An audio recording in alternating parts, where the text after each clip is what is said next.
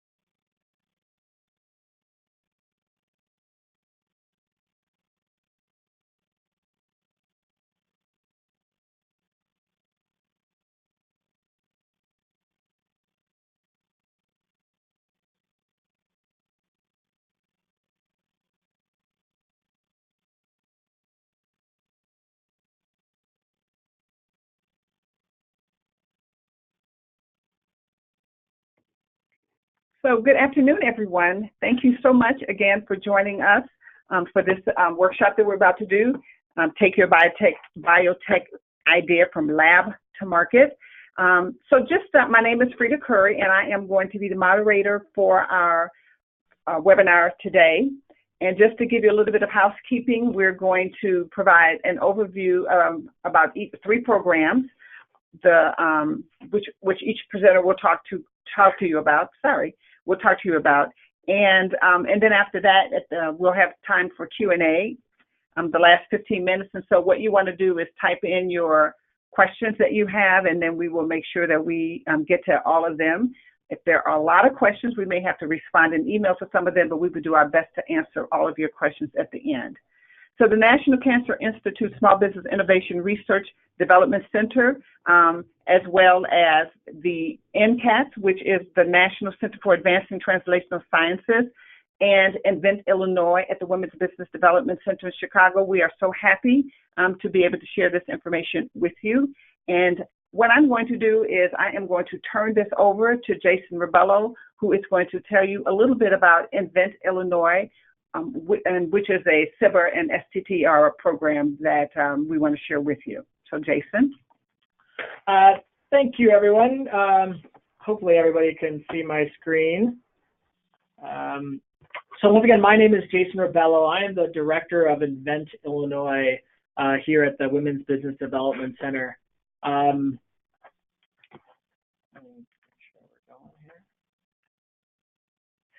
Frida had an opportunity to tell you a little bit about the Women's Business Development Center. The reason why I think this is important is because the Invent Illinois program is funded by the SBA under a grant called FAST. And the FAST grant is the Federal and State Technology Partnership Grant. It's essentially a program created to increase the competitiveness of small entities, small businesses, innovators, and researchers to really help them gain access to the Small Business Innovation Research Fund, also known as CIBR, also known as America's Seed Fund. Essentially, it's a $2.5 billion set-aside broken up across the various agencies within the federal government that then come up with topics or solicitations that have topics that small businesses or researchers can apply to. So if you find an agency with a solicitation that kind of speaks to your innovation or technology, literally everybody has an opportunity to go after those funds. And what the FAST grant is essentially trying to do is a lot of a lot of the grants that are submitted currently are focused around federal labs and university researchers as well, which is phenomenal, and the work that they do is amazing. But they also want to make sure that more small businesses and independent researchers and innovators and entrepreneurs have an opportunity to understand or have an awareness around the opportunity to apply for SBIR grants. So that's what the FAST grant was created for, and there's one awardee in each state across the country, and the Women's Business Development Center was awarded that grant for the state of Illinois. So as it relates to the state of Illinois, we provide services in the form of our Invent Illinois program, which is a cohort-based program, and I'll get into a little bit more about that. But one of the reasons, especially, that the Women's Business Development Center was awarded this grant, in addition to its long history of success from an economic development site, is the fact that the federal government really wants to increase access for women, minorities, and veteran-owned businesses as well. So the Women's Business Development Center was uniquely positioned, given its network and its clientele, to be able to kind of ensure that the outreach that or that the demographics that they reach to create awareness and pull people into the program is reflective of what the federal government wants to increase in those demographic groups. So that's why we won it at the WBDC.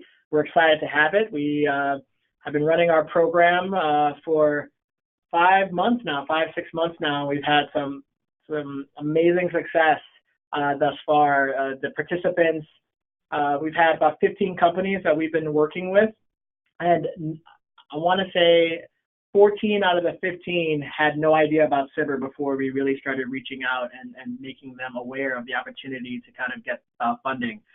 So I'm just going to real high level kind of go over, SBIR. I know it's going to be talked about a few times, but essentially it's 3 phases. So the initial phase is a phase 1 solicitation, anywhere from $150,000 to $225,000 to essentially validate the science. And that's usually from 6 to 12 months kind of period. The financial range depends on the agency itself, right? So NIH has a specific cap for its funding versus NSF versus DOD, so on and so forth. So each solicitation will have its specific numerical budget cap. And then if you are successful in getting a phase 1, you have your 6 to 12 months to kind of deliver on your deliverables. And if you do that job well enough, you have the opportunity to go after a phase 2 grant, which is significantly higher. And the goal is to kind of even take it beyond, a minimum viable product and really kind of get it to the edges of commercialization, if you can. You're really working with a lot of your partners there. Your product is close to finish and is more likely in its second round of piloting. But it's a significant amount of money, and it's over 2 years. So, and for the most part, I know this changes depending on the year you're dealing with the federal government, but for the most part, in order to go after a phase 2, you have to have already been awarded a phase 1, right? So your chances for a phase 2 increase significantly as long as you've delivered on your phase 1 grant. So our curriculum, when I say ours, I mean the Invent Illinois curriculum at the WBDC, is really simple. We just want to walk each individual through different modules aimed at helping them productize their technologies by leveraging SBIR funds. So we do that in a couple of ways. So it's a cohort-based curriculum, so you're there with other companies or founders or researchers, and we're walking you all through the kind of the same process. We do weekly pitches, we do case study examples, and then we actually have exercises that we go through to kind of get you thinking about your product or your innovation in a way that speaks to, a SBIR agency. The reason why I say that is because oftentimes people enter into applying for a SBIR and they have their very specific product in mind, but oftentimes you really, and I'll speak from, right now we're working with about 10, 12 different companies for the National Science Foundation SBIR. And essentially, they really want to make sure that they're investing in innovative technologies, not just kind of like 2.0 versions of what's already been out there. And every agency is different when it comes to that, but the goal is to really make sure that you're speaking to your technology, your innovation in a way that kind of makes sense for the agency that you're applying to. So our curriculum topics that we kind of cover, company offerings, team, why why are you the person to kind of bring this to the market? Where's the opportunity, categorizing customers, defining customers, where's the pain, accessing customers, so on and so forth. So these are just general curriculum topics that we work through with different exercises. And in that process, you're starting to create the beginnings or the drafts of different elements of what turns into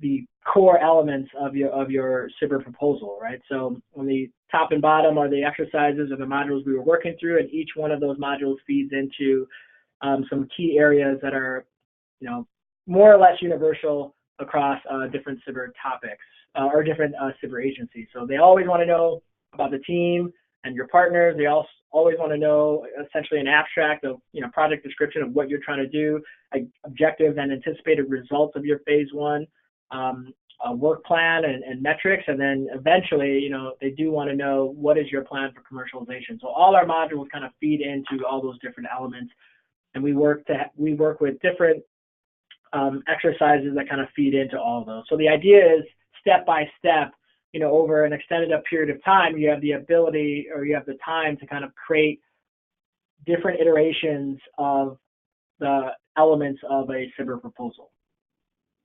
So essentially where our goal is to really try to make it easier. I don't know if many of you have ever applied for a SBIR. It can be a daunting task for whatever reason, and we're experiencing it right now. People always wait to the last minute to try to do things. So our goal over our program is to literally kind of, by the time you're done with our Invent Illinois program, which is essentially 12 weeks, you will have a draft version of a generic kind of SBIR. Obviously, you'll have to tailor it to the agency, whether it's NIH, whether it's NSF, whether it's DOD. You have to tailor it and pull in the different pieces of information that they require. But in general, you'll have a sense of how to speak to your team's strengths, weaknesses, and then, how to address all the weaknesses of your proposal as succinctly as possible. So the idea for us is to do it in a stress-free manner, and even in our second cohort, we've tried to do that, and the stress is certainly piling up for a lot of them. So, but they've done a lot of the work already. So it's a really great program for people that have never applied for a SBIR before. And we work with, any entity, certainly within the state of Illinois. There are some other states that we are allowed to work with, but in general, there are other fast awardee organizations in other states across the country. And we'd be happy to connect any participants with those specific entities. Some of the other elements and the tools that we bring to the table. Obviously, we work with Google Drive, essentially building out folders for you to start entering or uploading specific pieces of your proposal. A live plan, which is a very nice piece of software. If you've never had to actually build a business plan or a commercialization strategy, a live plan is a great tool to kind of walk you through that. If you've done business plans left and right, it's a little redundant. But if you've never done one and don't know where to start, it's a great piece of software, and that's included for free in our program. I didn't mention that at the beginning either. The Invent Illinois program is completely free for all qualifying participants. So that's a little bit about Invent Illinois. As quickly in the last 10 minutes that I could speak. It's hard when you're in the midst of the program to kind of get a sense of how much you're really helping people, and it's only when you have the chance to meet with them one-on-one that you realize just how helpful a program like this has really been and instrumental in them being able to go after this non-dilutable grant funding, which I think is a real important key for a lot of independent innovators and researchers that are trying to get started, not having to give up equity in some of their great ideas. So it's a phenomenal program. Our contact information is there. Feel free to reach out to us directly if you have any questions specifically about the WBDC and its great programs and resources, in addition to the Invent Illinois program. So that's it for me. Thank you. So thank you, Jason. So I'm not sure, I can't see the panel yet to see if you have any questions, but we will wait until the end to answer your questions that you may have. because we want to make sure that we can get as much good information to you as possible and give you time to formulate what those questions might be for you. So our second speaker is Corey Hallett, and she is a program director with NCI, with the NCI National Cancer Institute Development, the CIBR Development Center. She's the program manager, and she manages the evaluation for the Development Center. She serves as a program officer to the CIBR and the STTR grants in the areas particularly of immunology. I'm not pronouncing it right? Mm-hmm. Yeah, it is. Immunotherapy. That's right, immunotherapy and monoclonal antibody technology. And so she also participates in the centers. They have many initiatives to support the development of innovative cancer technologies. And a part of it is, that's cancer is something that's around us. So it's really always continuing to look for innovative ways that we can that we can help patients in that area with our science and our technology. So with that, I am going to turn the table, the chair, the mic over to Corey. Thank you. Thank you, Frida. So hopefully you can hear me, right? I'm unmuted, I guess. Thank you for the opportunity to speak today. As Frida mentioned, I'm Corey Hallett. I'm a program director at the National Cancer Institute in the SBIR office here. And through most of my talk, I'll refer to the program as SBIR, but because at most of NIH, SBIR and STTR are really administered together as sister programs, almost everything I talk about today applies to both programs. There are a few things that apply to SBIR only and not STTR, and I will make note of that. So just a quick overview. You'll hear from me from the National Cancer Institute. You're also going to hear from Lily Portilla at NCATS. To give you, to orient you, to understand where we're coming from, this is the 27 institutes and centers that make up the National Institutes of Health. I'm at NCI, so one of the centers, or one of the institutes, and Lily is at NCATS, another center here. Everything that's shaded, including NCI and NCATS, have funding authority, so we fund awards outside of our agency, and we all have SBIR programs that we administer ourselves at the institute level. We are also sort of overseen by an NIH central office that coordinates SBIR policy across the NIH. There are 4 centers that do not have funding authority, so they just have internal NIH activities only, and they do not have SBIR programs. So SBIR and STTR are congressionally mandated programs. SBIR is a small business set aside for any federal agency that has an extramural budget of over $100 million, and STTR is for any federal agency that is above $1 billion. Both of these programs provide funding. They're set aside specifically for small businesses. They are non-dilutive funding, and I think, as Jason mentioned, one of the largest sources of seed capital in the country. Over the recent years, the set-aside has been increasing. It increased over several years up to 3.2% for the SBIR program and 0.45% for the STTR program. That's also, it's capped out there. So we're also there at those same set-asides for FY18. What that translates to in dollars is just over $1 billion at the NIH is set aside specifically for small businesses. And at NCI, our budget is about $167 million for FY18. Jason also mentioned that we're 3 phases. Phase 1 at NCI is up to $300,000 for 6 to 12 months of proof of concept work. Phase 2 is a $2 million award for up to 2 years for continued R&D. And then we have a Phase 2B award that we call our Bridge Award. And this is a high dollar award. It's up to $4 million for over 3 years. And there is an expectation that the applicants will have matching funds from a third party. The idea here is to help companies within our portfolio move to a model where they're getting funding from outside of the government, because here at NIH, We have a phase 3 program because it's in the statute, but for us, it's really use of non-SBIR, non-federal funds or non-NIH SBIR funds. We do not become the customer for your product like some other SBIR programs, such as DoD, have a true phase 3.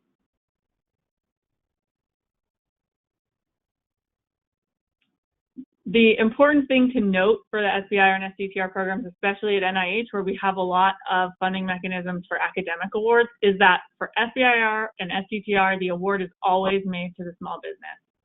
The small business has to be organized for profit in the U.S., fewer than 500 employees, and then owned and operated in the U.S. So all of the work, without exceptional scientific justification, all the work needs to stay in the United States.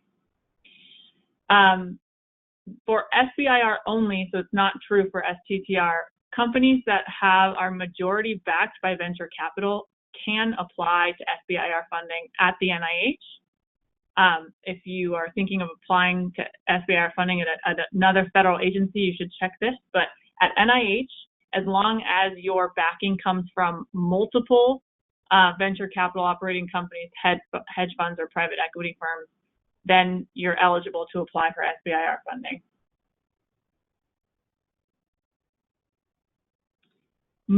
At the NCI, most of our applications come in through what we call the omnibus solicitation. This is a wide open solicitation with any investigator-initiated ideas. Those come in on 3 receipt dates, September 5th, January 5th, and April 5th. We do have a set of technology-specific funding announcements that are listed on the slide underneath the omnibus solicitation. In general, we get few applications through that, and the majority of our applications for grants come through the omnibus solicitation. NCI also funds about 25 to 30% of our budget through R&D contracts. Our contract solicitation is very directed. We will have specific information on what we want and what deliverables we want companies to achieve. And those solicitations only come out one time per year. They come out usually in July or August, and then usually applications are due October or November.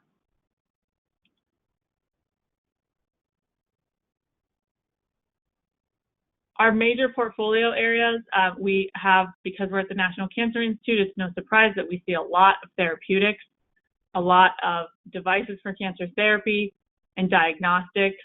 We also fund a fair number of tools for basic research, so tools to help cancer researchers further the field. And a growing part of our portfolio is health IT, sometimes referred to as e-health, and bioinformatics tools. As mentioned in the previous slide, our funding mechanism breakdown is about 75% through grants and 25% through contracts.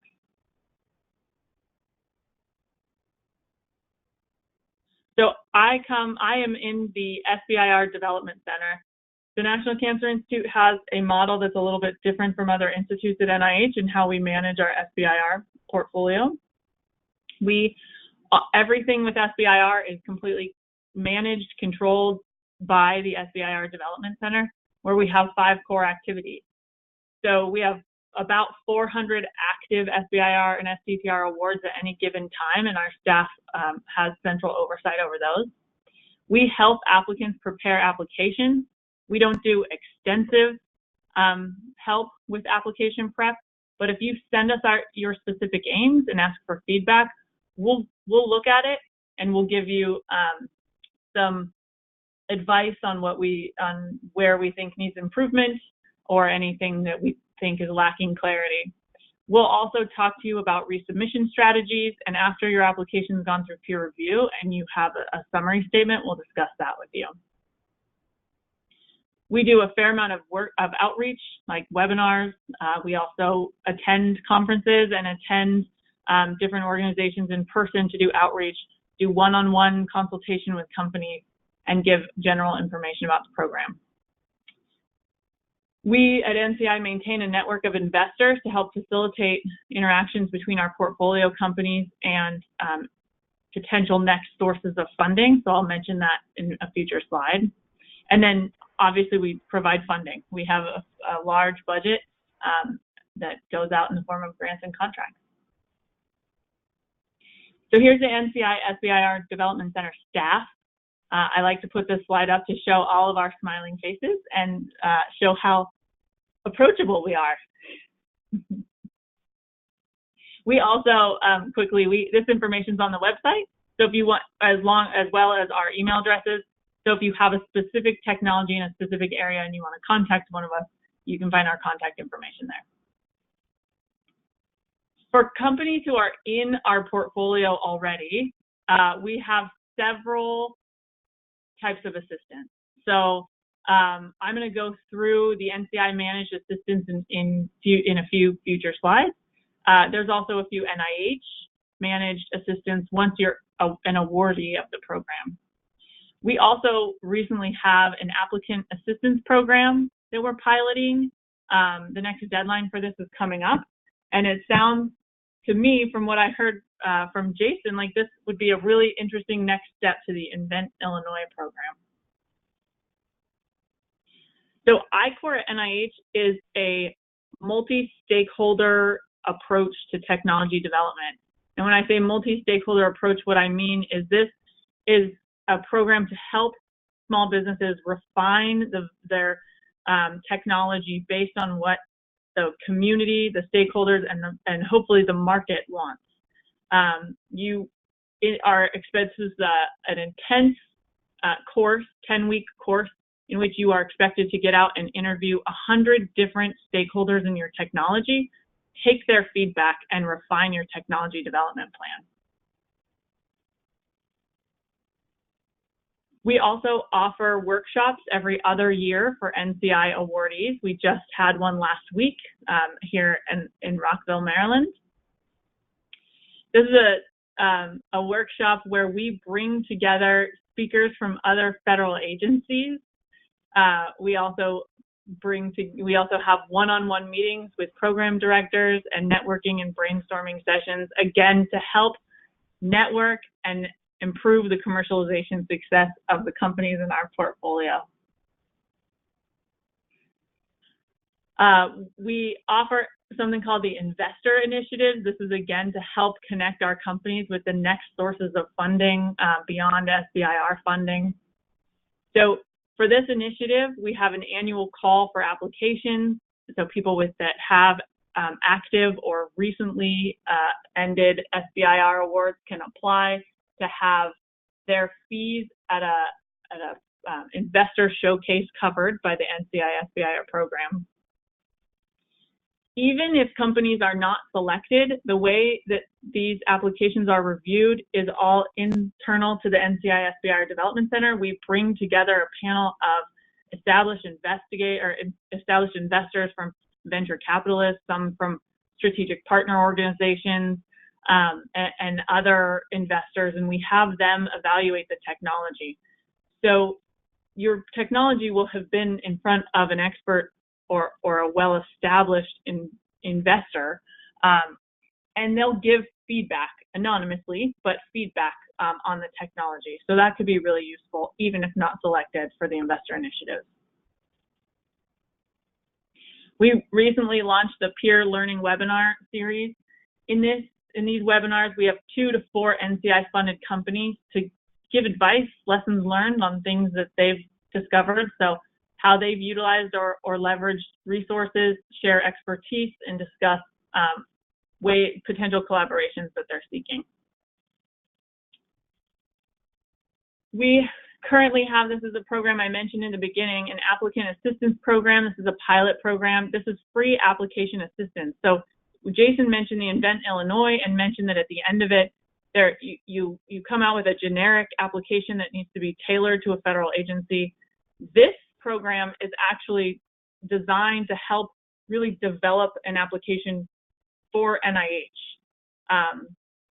It is application preparation support and review. This is not a grant writer, but they'll help with all the registrations. They'll help look over your application.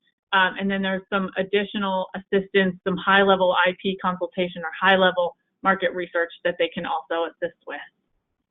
One of the critical things about an NIH application is really the specific aims page. So one of the things that this program does is really help you go through your specific aims page in detail. From our perspective, a good specific aims page has a really high-level background that defines your product, states your innovation and your significance, has your aims laid out with clear goals-based statements and quantitative milestones, and then at the end puts all of this into context to say what will happen next. This is part of what the Applicant Assistance Program will help do, is to really refine this critical page of your application for what NIH peer reviewers have historically liked to see. This pilot program, it has 2 rounds. The first round happened earlier this year, where we accepted applications in early January in preparation for the April 5th standard receipt date to the omnibus solicitation. Our next application for the Applicant Assistance Program is June 1st. So that is day after tomorrow. And that's in preparation for the September 5th standard receipt date. The eligibility criteria for this program are that you've had no previous NIH SBIR awards granted.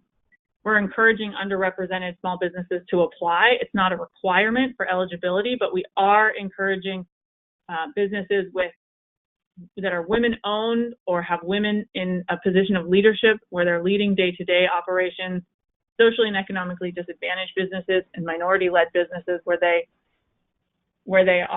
minorities are helping run the day-to-day operations of the business, and also small businesses operating in an underrepresented IDEA state. IDEA states, there are 23 states that receive low levels of NIH funding, and those are the IDEA states. Illinois is not one of them. So the Applicant Assistance Program, the application is very simple. It has a CV of the principal investigator, an abstract for the technology, and something that's critical is a description of how you believe the program will help you. So, for example, if you're an entrepreneur with no previous experience applying to NIH, this would be hopefully a good program for you, because we don't want the process of applying to NIH to be the barrier. We want a real look at the technology.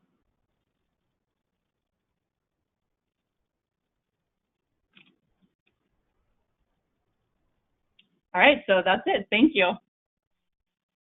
So thank you very much, Corey.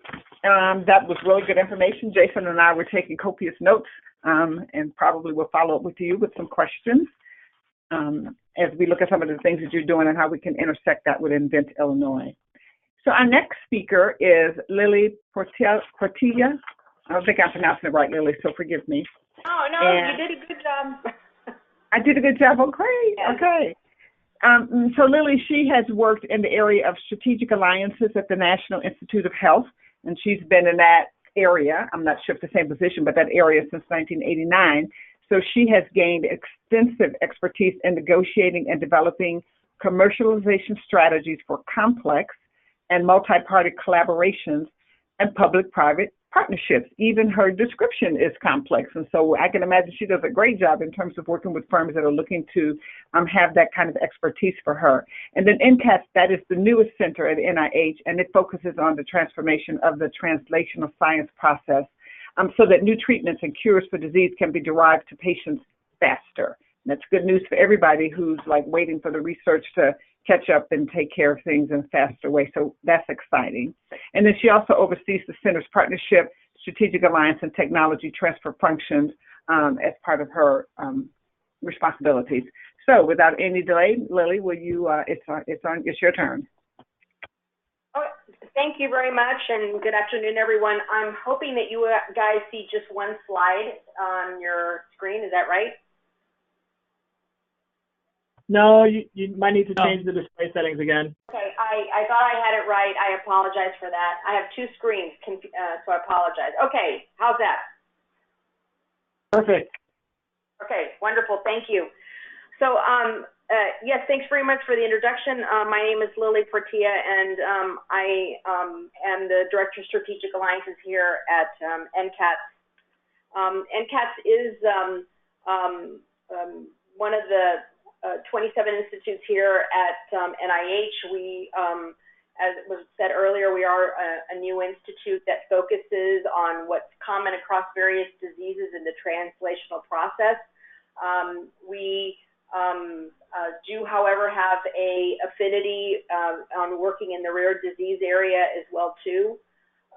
We study the translational sciences, and we identify that as being the field of investigation that's focused on understanding scientific and operational principles underlying each translational step. So problems that affect the entire research community, but no one having time to address them. So NCATS is kind of is the institute that's supposed to look at these big translational bottlenecks and figure out how to move forward and disseminate that information to the community.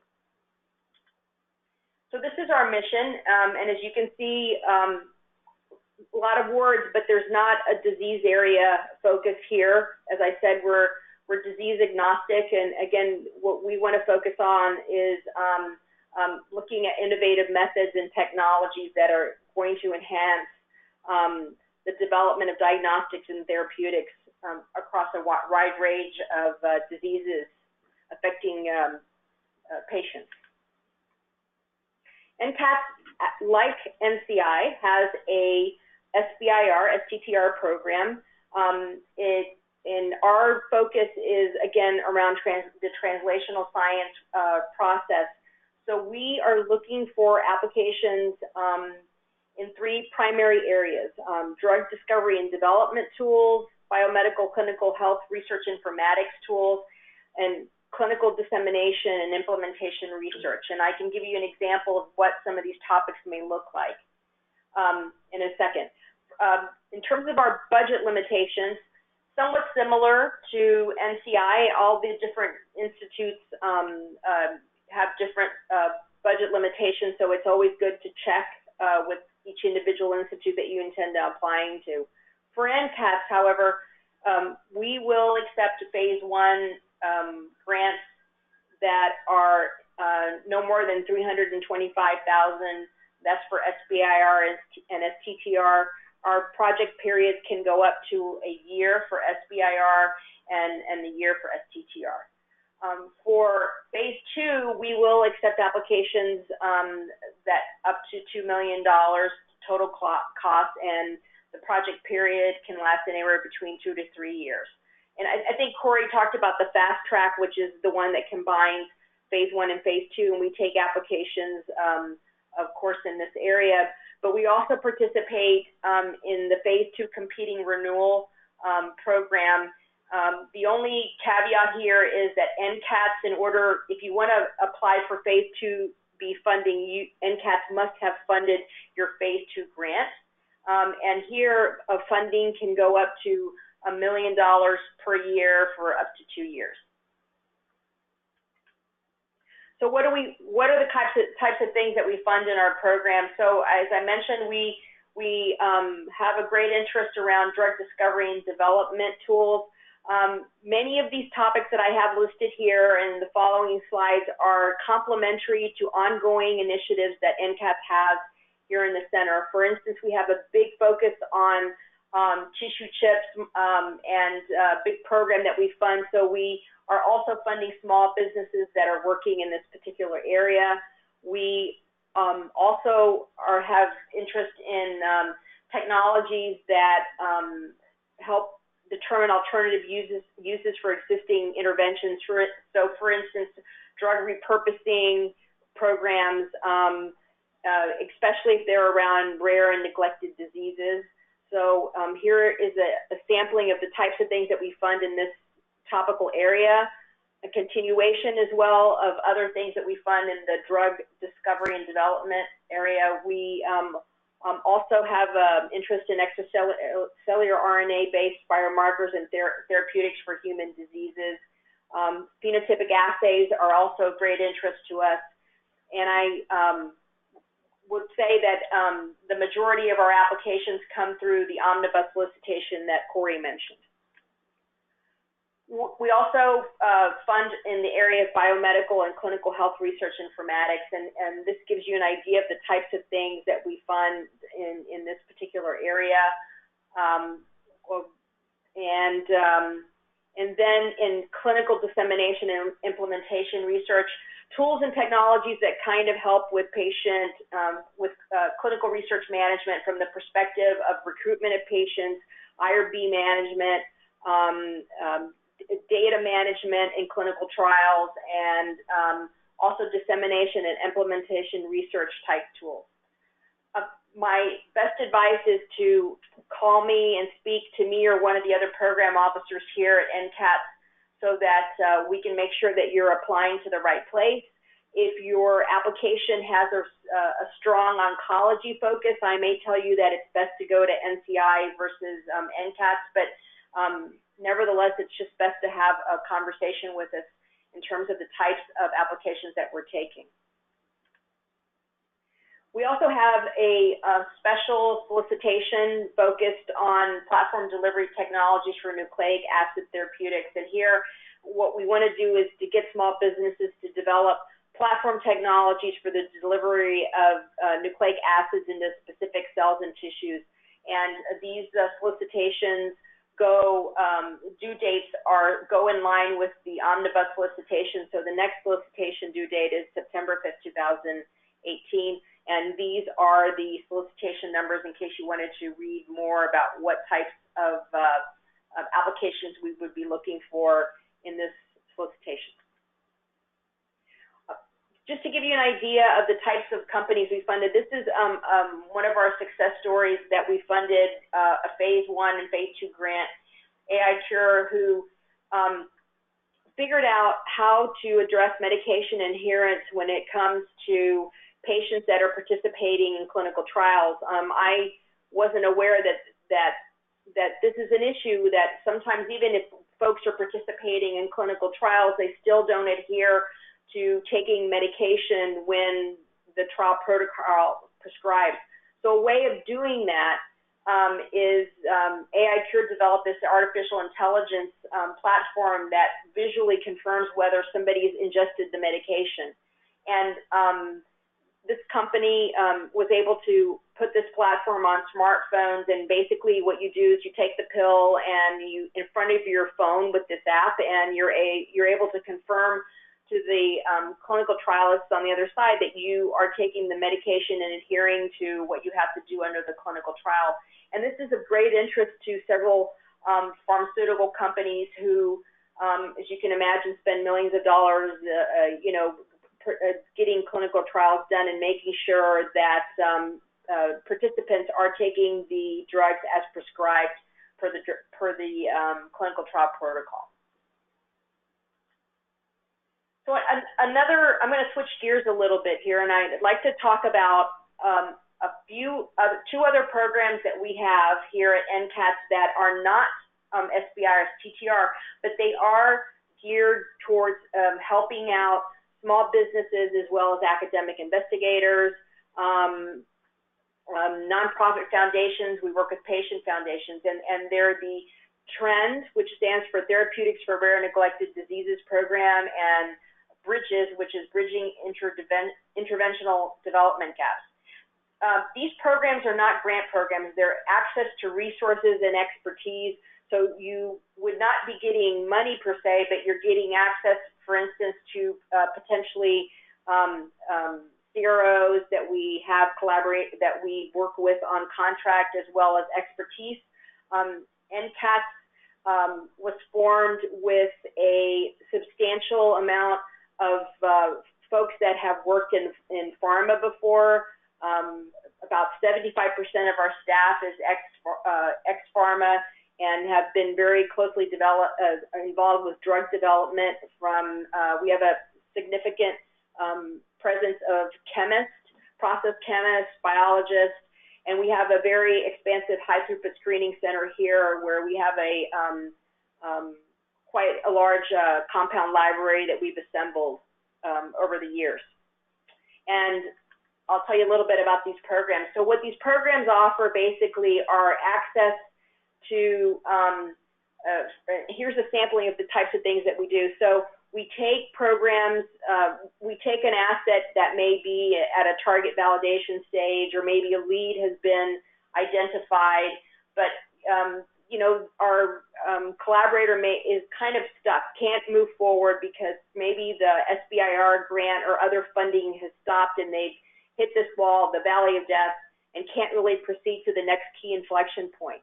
So what we do is we offer access and expertise to CROs that can provide, for instance, medchem optimization, PK/PD studies that are necessary for filing an IND, for the tox studies, whatever the program needs to get it to a next key inflection point.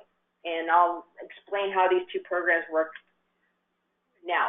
So Bridges is the first one. So Bridges is, it's a disease agnostic program. We have several diseases that we support under this program. What we do is do a gap analysis to figure out what resources and expertise are necessary to get this particular project to an IND filing. So we will exit at the time of IND, that an IND gets filed. It's milestone driven, and we take various therapeutic modalities, and this is open to U.S. academics, as nonprofits, and of course SBIR eligible businesses. So here's a sampling of what are the types of programs that we have funded under the Bridges program. And as you can see, most of these have progressed to an IND filing, and we disengage at that particular time. And some of them have gone on, and we've provided additional funding through other resources that we have. But this gives you an idea of the disease areas that we've funded. And again, the idea is to get your project to a key inflection point. In this instance, being an IND filing, we provide you the data that you can then go to the FDA and present all the information that you need, and go ahead and successfully file your IND, and we will disengage at that point. The next program that I was talking about is the TREND program. Here, unlike Bridges, your disease must meet FDA orphan or WHO neglected tropical disease criteria. And we can go past a IND filing. We actually can go up to a phase 2A clinical trial. Again, like Bridges, it's milestone driven. We take all sorts of different modalities here.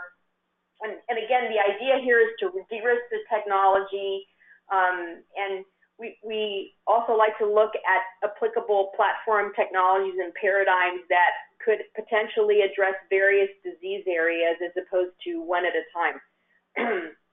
Here, again, the program is open to academics, government labs, outside U.S. institutions as well, and of course, small businesses. So here is an example of what the TREND portfolio looks like, and you can, again, all the diseases in this particular, that we fund under this program must be a rare or neglected tropical disease. And as you can see here, what's happened is that we take programs in at various stages. You may have a lead that you've identified, and you'll notice that some of these didn't progress any further because for instance, we couldn't replicate some studies, and then we moved on and terminated that program and went to another one. But many of these have gone on to establish key partnerships, sell the asset. A great example is the one in the very top, Niemann-Pick C disease, which is a very devastating neurological disease that affects children. That asset that we had, we worked on it in the TREND program. There was an investigator here at the NIH who did the phase 1 clinical trial. A company licensed the asset as well as the information that we had gained from the clinical trial.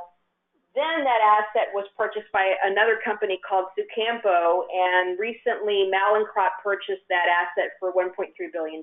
So again, we enabled some of these key studies to get them to key inflection points to allow for these licensing deals, strategic partnerships, or formations of companies. Many of these too have also been university startups that have started with us in the academic side, but then have turned into spin-out companies within the university. And as you can see here, again, we've taken various types of modalities. The majority of these are in small molecule, but we do have some biologic, and we have are starting to get a strong presence in gene and cell therapy. So over the couple of years that we've had the program, we've onboarded about 70 projects, 27 in trend and 43 in bridges. Here's a sampling of what's happened. 22 agents have been licensed or acquired or raised funding. Funding was able to be raised around them. 5 new startups were formed. 19 clinical trials were started in the trend, and 19 were also enabled through the Bridges program. And 32 INDs were cleared by the FDA. So again, this program, as we see it, it really fits a niche that maybe a SBIR and that you can leverage with an SBIR. And let me give you an example. Okay. So here's the true story. This is an academic investigator who had a new molecular entity for this rare disease, and who had gotten on several R01 grants and an STTR totaling about $3.5 million. So this investigator goes to the FDA for a pre-IND meeting and finds out that she needs to get several tox studies done. So she does not have funding for that within her institution. And quite honestly, it would be very difficult to get funding for 2 tox studies under the an SBIR and a STTR program. So she came to us, and we provided, through the Bridges program, $500,000 in these 2, covering these 2 pivotal tox studies that were needed to file the IND. She filed the IND, and as a result of that, was able to raise around $50 million in Series A funding. So this example shows a great way of how you can leverage, existing grant programs and small business grants like STTR and SBIR with Bridges, in this example, in order to get you to a key inflection point. So this is our webpage in terms of how you can interact with these programs. It's always best to talk to staff to get an idea of whether you're ready to apply to Trend or Bridges. And if you're not, we'll kind of give you an idea of what you need to do in order to get ready to apply to the program. This application process is very abbreviated. It's not your typical NIH submission through grants.gov. It's through a system called Proposal Central. It's a 5-page application. And here on the website, you're able to get a sense of we have some FAQs around the program, but by all means, please contact our staff for more information. And applications are taking in on a rolling basis. We take tranches of applications and then review them and see if we can take them on as new projects. Okay, and I believe that ends my presentation. And here's some contact information for NCATS.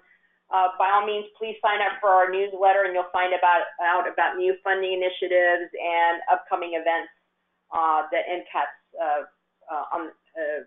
for the center. Thank you so much, Lily, for that presentation. It's really interesting hearing about the, the breath and the breast. I think I said that wrong, but that's okay. And the impact of the work that you're doing, and also just exciting, since we're working with entrepreneurs all the time, to hear that how some of these have turned into really significant financial success for the businesses, and of course their financial success is going to be good for the people that their technologies are really helping. So we've got about 7 minutes, and we have a few questions that we can take right now. We didn't really have a lot coming in, so I guess the information was just so thorough and compelling that you didn't have questions. But in the 7 minutes, Jason's going to take a look at any of the ones that you sent in, and you can take a few moments to send in some more if you want to get some answers before we close the webinar. So Jason? So our first question is regarding the NIH Applicant Assistant Program due date deadline, June 1st, 2018. They just want some clarification. Does that mean May 31st, midnight Eastern Standard Time, or is that by June 1st, midnight Eastern Standard Time? No, that would be June 1st. You have all day Friday, in other words, to complete the application. Thank you very much. Next question is, will the NCI Assistance Program help if my proposal is a better fit to NCATS? No. So the Applicant Assistance Program, the 3 participating institutes right now are NCI, and NINDS, National Institute of Neurological Disorders and Stroke, and NHLBI, National Heart, Lung, and Blood Institute. You know, with that said, you know, if you are interested in applying to NCATS, you know, we can talk and help guide you as best we can. The next question.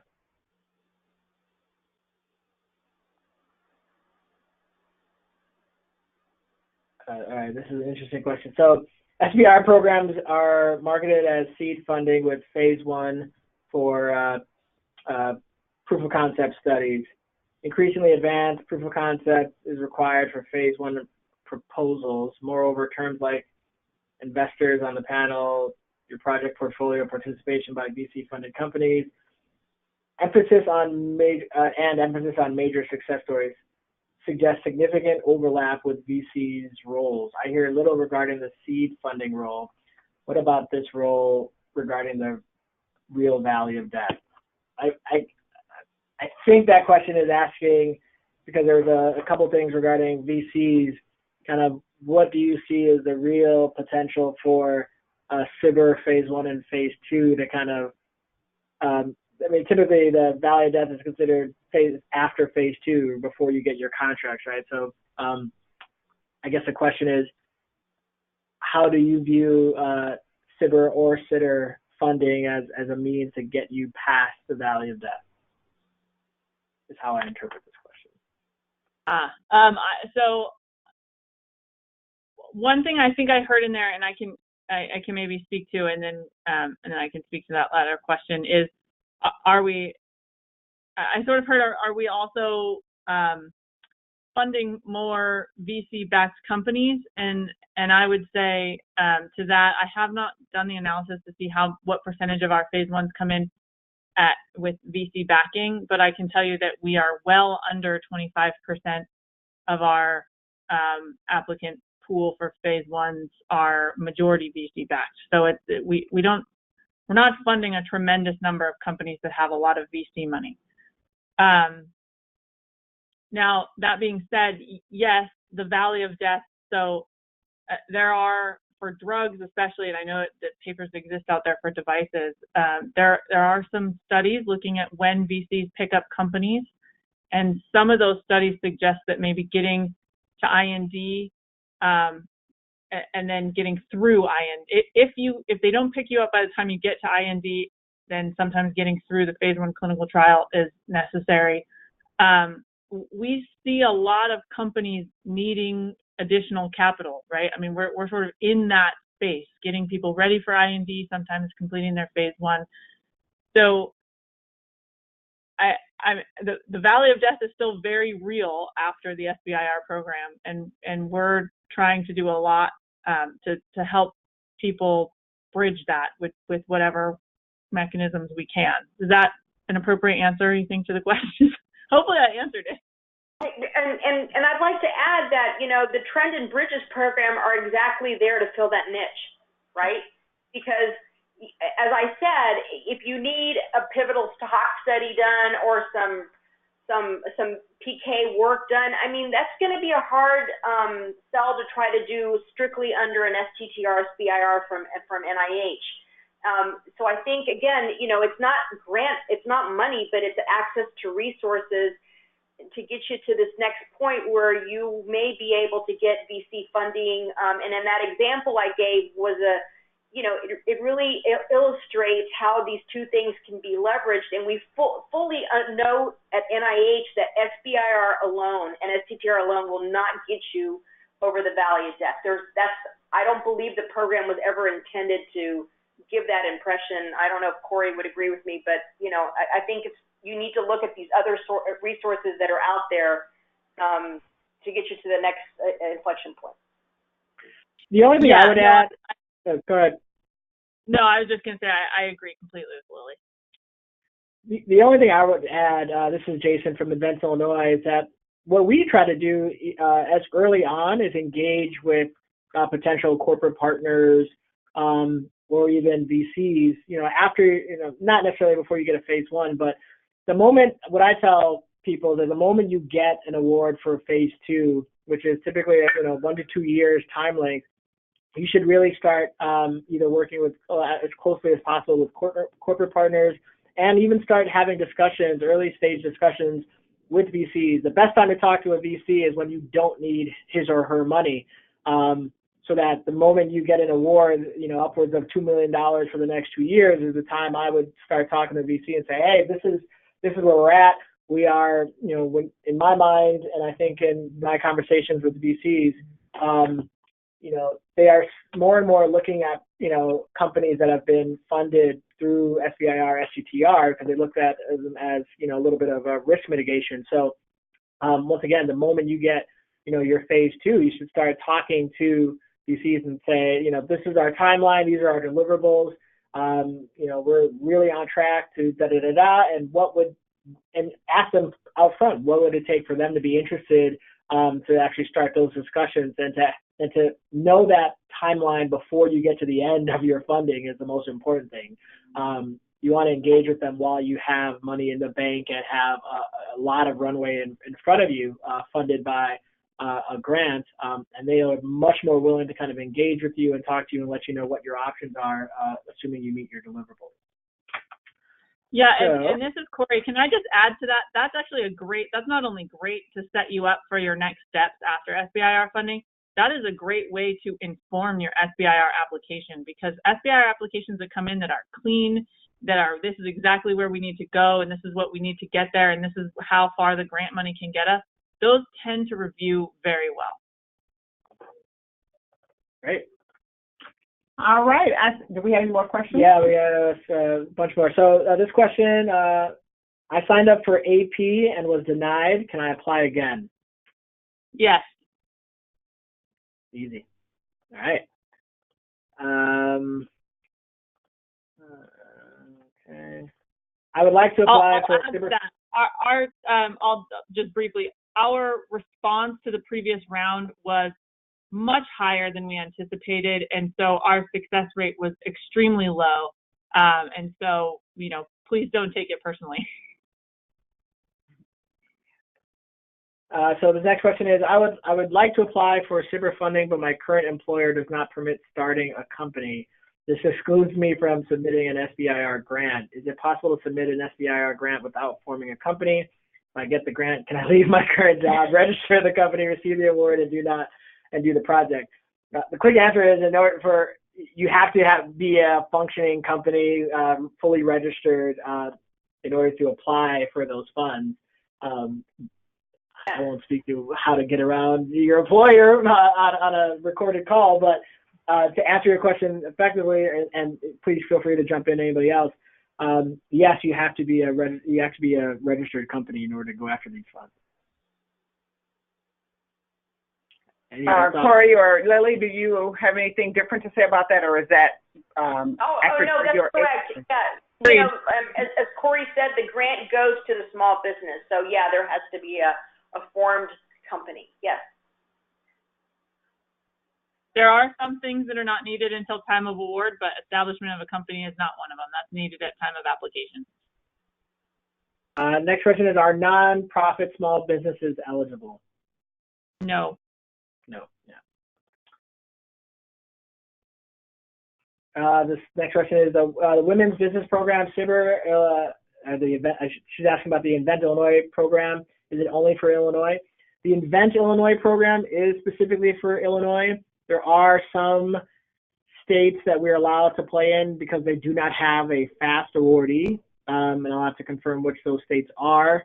But in addition to the Invent Illinois program being able to work with you if you're an Illinois entity or I think for sure an Ohio entity, if you send me an email, I'd be more than happy to connect you with the FAST awardee organization in your state. So can I make one? Yeah, go ahead. Can I make one clarification to the not-for-profit? Not-for-profits can be a subcontract to an award. They can also be the partner on an STTR, but they cannot be the prime applicant. Okay, good clarification. With regard to NCTS, the SBIR funding seems to be driven towards technologies that can help facilitate translation into the clinic, but not necessarily cures in their own right. However, the TRND bridge programs do seem more geared toward moving specific technologies, in parentheses, molecules and biologics, into the IND bridge phase and beyond. Am I understanding that correctly? Yeah, although, you know, under STTR, sometimes we will fund drug development programs, especially if they're around rare and neglected diseases. We will look at those, and especially if they are addressing like a class of rare diseases, for instance, lysosomal storage diseases or something like that. So we will fund those under SBIR, but yeah, primarily that's not the bulk of the portfolio. But trend and bridges definitely are provide resources to move in drug development. And I'll say that many of our collaborators that we have under those programs have been funded through other NIH institutes, and then they come to us for these additional resources that we offer here. So we have time just for one more before we lose the line. This last question is there interest in innovative educational products in life sciences? So at NCI, we have some educational products depending on what you're doing, but sometimes we have smoking prevention or smoking cessation educational programs.